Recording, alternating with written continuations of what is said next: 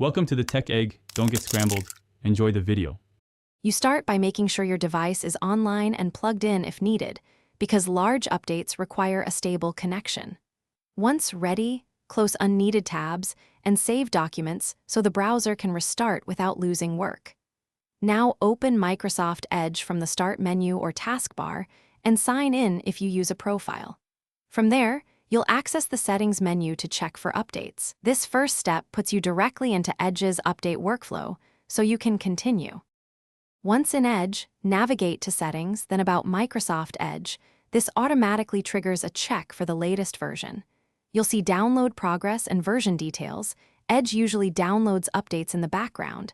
Make sure you do not close the browser during this phase. If an update is available, the browser will prompt you to restart. When you accept, Edge installs the update during restart. If no update appears, you can manually rerun the check or move to troubleshooting steps.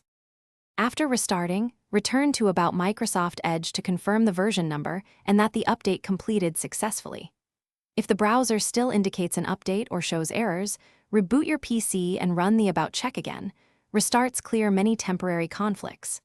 If problems persist, make sure Windows Update is current, then retry.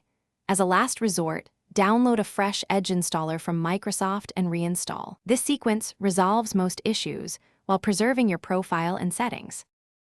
Thanks for watching. Consider subscribing if I helped unscramble your problems.